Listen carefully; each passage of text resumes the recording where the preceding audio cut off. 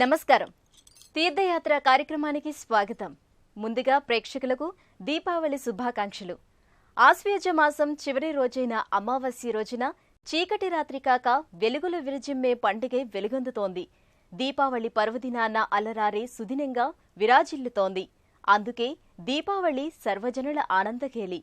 సర్వ శుభాలకు సకల విజయాలకు ప్రతీకగా జరుపుకునే పండుగ రోజున దేశంలోని తీర్థక్షేత్రాలన్నింటా ప్రసిద్ధ ఆలయాలన్నింటా శ్రీ మహాలక్ష్మిని పూజిస్తారు. దీపకాంతులతో కలకలలాడే దీపావళి రోజున దీపలక్ష్మిగా ధనలక్ష్మిగా కొలుచుకునే శ్రీ మహాలక్ష్మి లీలా విశేషాల్ని ఒకసారి అవలోకిద్దాం. శ్రీ మహాలక్ష్మి వైభవాన్ని తిలకిద్దాం.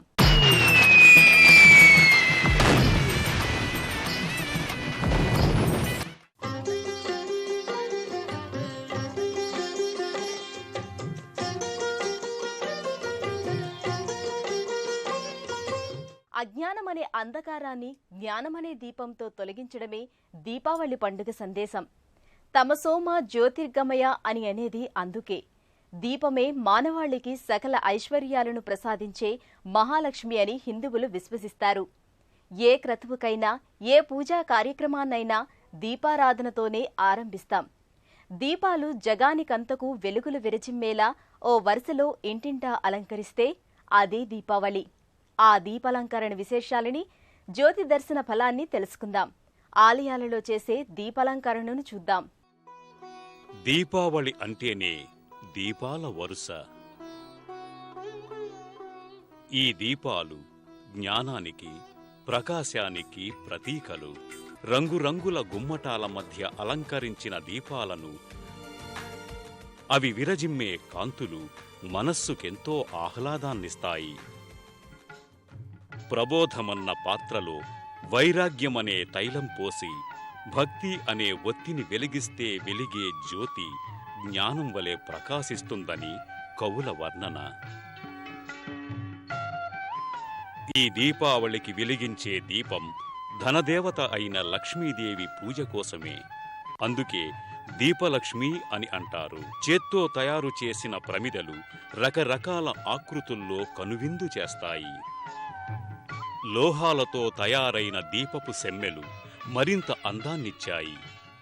దీపాలను ధరించిన దేవీ ప్రతిమలు, వ్రేళ్లాడే దీపాలు, కుంభదీపాలు, ఇలా ఎన్నెన్నో దీపాకృతులు వచ్చి దీపావళి కాంతులకు మరింత శోభనిచ్చాయి.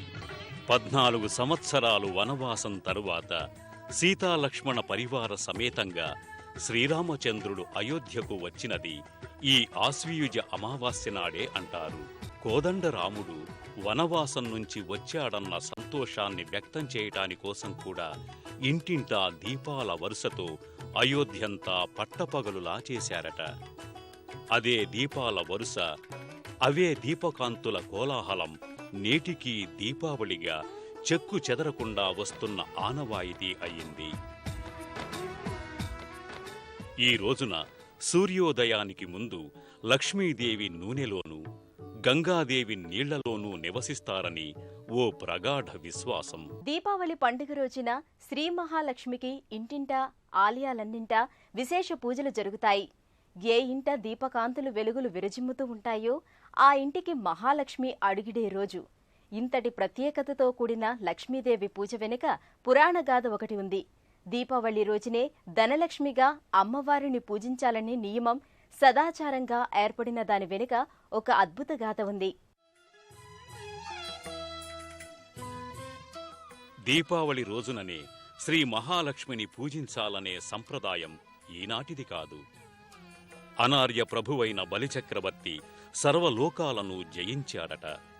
లక్ష్మీదేవిని సైతం తన బందిఖానాలో ఉంచటంతో లోకమంతా దరిద్రదేవత నర్తిస్తోంది.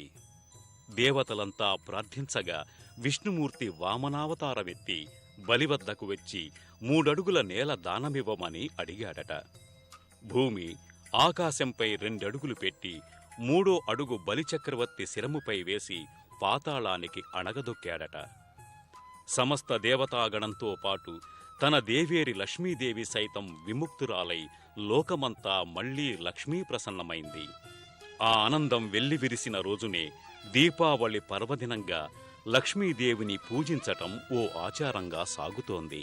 జగమంతా ఆనందం తాండవించే వేళ దీపకాంతుల సంభ్రమంగా వెల్లివిరిసే రోజున లక్ష్మీదేవిని పూజించటం ఒక ఆచారంగా వస్తోంది.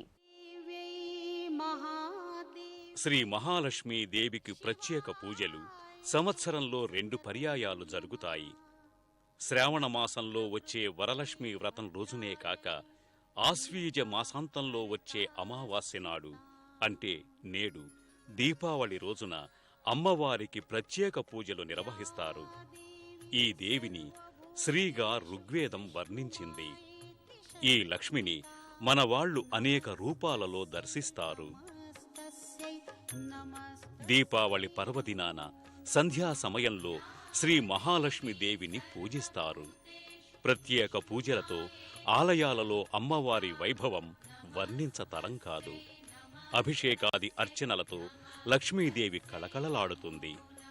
ఏ క్షేత్రంలో కొలువైనా ఏ పేరుతో విరాజిల్లుతున్నా ఆ జగన్మాత దీపావళి రోజున మహాలక్ష్మి అలంకారంతో శోభిల్లుతుంది. ధన, కనక, వస్తు, వాహన, పుత్ర పౌత్రాది సంపదలను వరప్రసాదంగా వసగే చల్లని తల్లి మహాలక్ష్మి అని భావిస్తారు.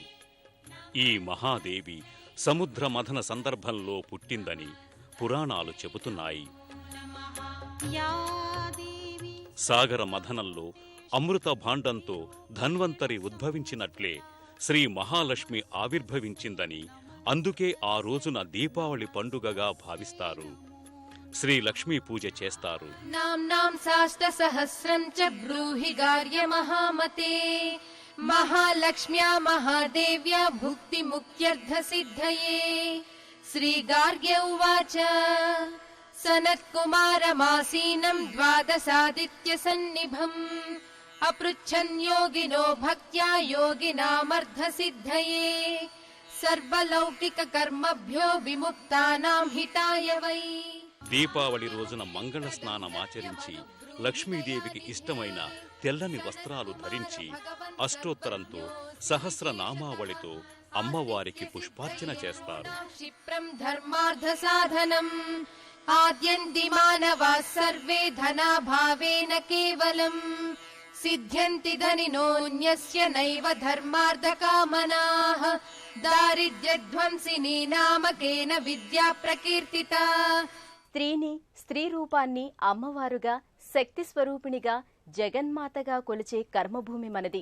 స్త్రీలను గౌరవించి పూజించకపోతే ప్రళయ రూపిణిగా నరక సదృశ్యులను చేసి సంహరిస్తుందని దీపావళి గాథ నిరూపిస్తోంది.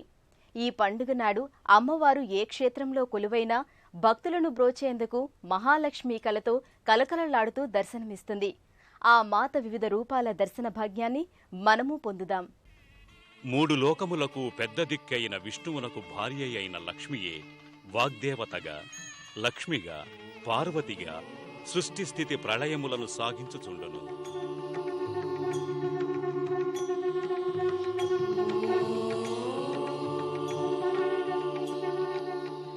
అటువంటి లక్ష్మికి నమస్కారములు అంటూ అందరూ ఆ తల్లికి ప్రణమిల్లుతారు. నరక చతుర్దశిని దాటి దివ్యల పండుగ దీపావళి శుభదినాన ఆ మాత ఆలయాల దర్శనం ఎంతో పుణ్యదాయకం. ఆమెకు నానావిధ పూజార్చనలు చేసి నేటి పర్వదినాన ఆశీర్వచనం పొందటం సకల శుభకరం.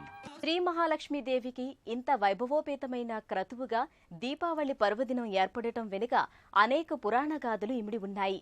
వాటిలో అందరికీ తెలిసిన గాథ నరకాసుర గాథ. సత్యభామ చేత సంహరించబడ్డ నరకాసురుని తల్లి భూదేవి కోరిక మేరకు శ్రీకృష్ణ భగవానుడు మోక్షాన్ని ప్రసాదిస్తాడు. గంగాదేవి కృష్ణుని పాదాల మీదుగా ప్రవహించి అందరి ఇళ్లలోకి వెళ్లి అక్కడున్న నీళ్లు, నూనెలలో ప్రవేశించిందట. అందుకే నరక చతుర్దశి రోజు నూనెతో దీపాలు పెడితే పాపాలు తొలగిపోతాయని ఐహిత్యం. ఈ దీపావళి పండుగని వేరువేరు ప్రాంతాల ప్రజలు వివిధ విధాలుగా ఆచరిస్తారు. దీపావళి పండుగను దక్షిణ దేశంలో నరక చతుర్దశి, దీపావళి అమావాస్య, బలిపాడ్యమిగా 3 రోజులు చేస్తారు. ఉత్తర భారతీయులు ధన త్రయోదశి, నరక చతుర్దశి, మహాలక్ష్మి పూజ, బలిపాడ్యమి, యమద్వితీయగా పండుగ చేసుకుంటారు. మొదటి రోజున ప్రజలు దక్షిణ దిక్కులో ఒక దీపం వెలిగిస్తారు. యమధర్మరాజుని ప్రార్థిస్తూ తమకు సుఖశాంతులు వసంగమని కోరుకుంటారు. అలా దక్షిణ దిక్కులో పెట్టిన దీపం తమ పితృదేవులకు ఆహ్వానంగా ఉంచుతారు. రెండవ రోజు నరకాసురుణ్ణి సంహరించిన నరక చతుర్దశి రోజున ఇల్లంతా అన్ని చోట్ల దీపాలను ఉంచుతారు. భూమాత కోరిక మేరకు నరకుడికి మోక్షం వచ్చేలా ప్రజలు పండుగ నిర్వహించే వరం శ్రీకృష్ణుడే ఇచ్చాడట. సాగరమథనంలోంచి అమృత భాండాన్ని చేతిలో పట్టుకుని బయటికి వచ్చినవాడు ధన్వంతరి. అనారోగ్యం, మరణమూ లేని అమృతాన్ని తమకు అనుగ్రహించిన వాడుగా ధన్వంతరిని యమధర్మరాజు సూచింపగా దేవతలు ఆరాధించారుట. అందుకనే మూడవ రోజుని ధన్తేరస్ అని, ధనత్రయోదశి అని అంటారు. నాలుగవ రోజున బలిపాడ్యమిగా, చివరి రోజున యమద్వితీయ రోజున యముడు యమునల అన్నా చెల్లెళ్ల అనుబంధానికి గుర్తుగా భగినీహస్త భోజనం చేస్తారు. గుజరాతీ ప్రజలు అభ్యంగన స్నానం చేసి నూతన వస్త్రధారణ చేస్తారు. మహాలక్ష్మిని తమ ఇంటికి ఆహ్వానించటానికి ఇళ్ల ముందు లోపల దీపాలంకరణ చేస్తారు. ఇంటిల్లిపాది పూజామందిరంలో నిష్టగా పూజలు చేసి మతాబులు, చిచ్చుబుడ్లు, తారాజువ్వల వెలుగులలో తమ సంతోషాలను పంచుకుంటారు. ఒకరికొకరు మిఠాయిలు తినిపించుకుంటారు. ఇళ్లన్నీ ఇంతటి అందాలతో, కాకరపువ్వొత్తుల కాంతులతో వెలుగుతుంటే సాక్షాత్తు దేవదేవుళ్లు కొలువైన ఆలయాల శోభ చెప్పతరం కాదు. అక్కడ నిర్వహించే లక్షదీపాలంకారం చూసి తీరవలసిందే తప్ప వర్ణించతరం కాదు. మహాలక్ష్మికి ఘనమైన నివాళులు 1,00,000 కోటి దీపకాంతుల సహితంగా అర్పిస్తారు. ఇక బెంగాలీలు, రాజస్థానీయుల పండుగ సంరంభాలు చూడచక్కగా ఉంటాయి. దీపనృత్యంగా చెప్పుకునే గార్భా నృత్యాలతో, రకరకాల దీపాలంకారాలతో హృదయానురంజికంగా సాగు. లక్ష్మీ పూజతో అర్చించిన ఆ దీపాలను వరుసగా ఇంటి ముంగిట్లో అందంగా తీర్చిదిద్దుతారు. రకరకాల టపాసులు పేల్చి తమ ఆనందాన్ని వ్యక్తం చేస్తారు.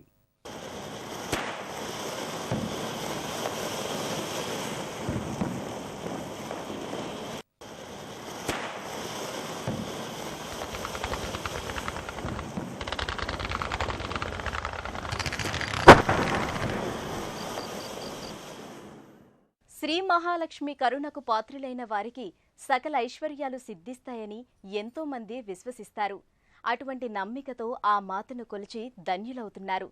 సన్మంగళాలను సంగే శ్రీ మహాలక్ష్మి కరుణా కటాక్ష వీక్షణాలు అందరి మీద సదా ఉంటాయని ఆశిద్దాం. ప్రేక్షకులకు మరోసారి దీపావళి శుభాకాంక్షలతో సెలవు. నమస్కారం.